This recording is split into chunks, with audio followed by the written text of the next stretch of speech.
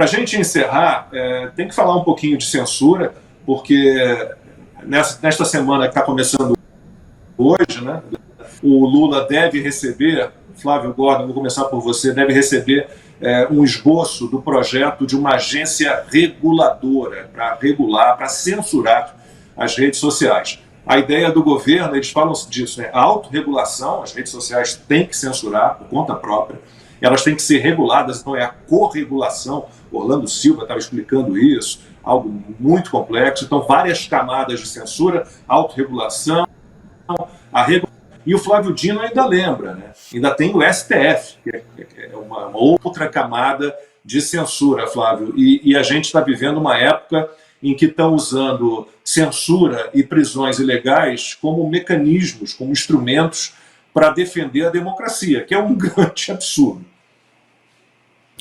Claro, democracia no sentido de que, por exemplo, a Alemanha Oriental se dizia uma república democrática, né? E a Coreia do Norte hoje tem democracia no nome também, né? Então é a democracia invertida, da nova língua, né?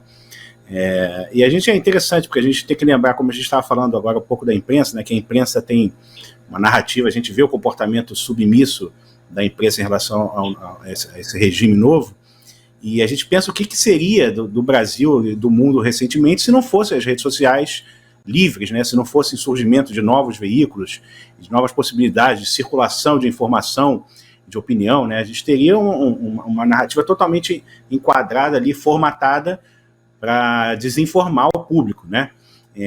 Eu sempre tenho tratado bastante dessa questão da regulamentação, que eu sempre chamei de censura, né? Acho que eu e o Rodrigo também, a gente tem tratado, fomos alguns dos primeiros a falar dessas coisas, do perigo desse combate às fake news, né? Desse pretexto do combate ao discurso de ódio, às informações falsas, né?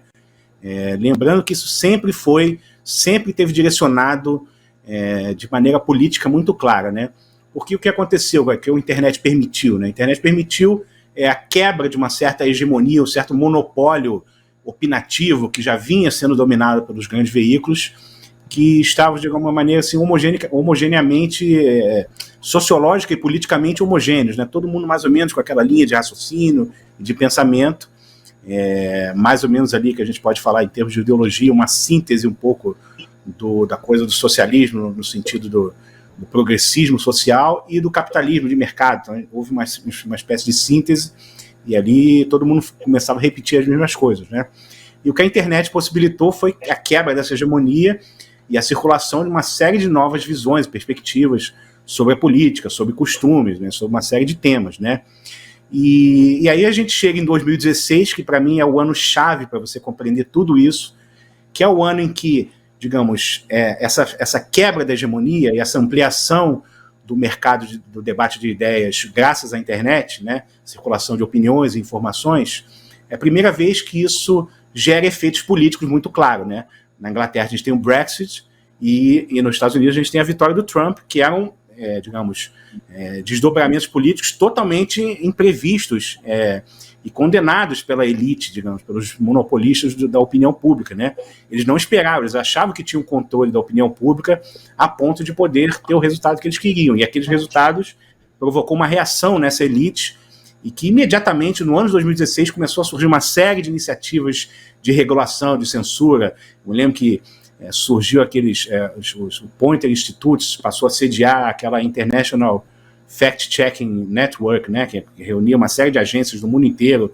Começaram a aparecer essas agências de checagem, todas com o mesmo viés político, começaram a pressionar as plataformas para ela não permitir, porque a tese era que a vitória do Trump e do Brexit, e depois no Brasil, 2 anos depois aconteceria o mesmo com o Bolsonaro, a tese é que isso só foi possível justamente graças digamos, à anarquia informacional que circulava na internet na época, né? Isso aí permitiu. Então não era porque as pessoas se sentiam representadas pelo Trump ou pelo Brexit, né? Mas é porque elas foram enganadas, deliberadamente iludidas, né?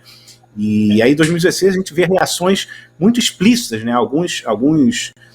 Teve aquele filósofo americano Jason Brennan, que escreveu um livro chamado Against Democracy, que ele falava justamente que o Brexit e a vitória do Trump tinham sido problemas da democracia, problemas de excesso de liberdade de opinião, né?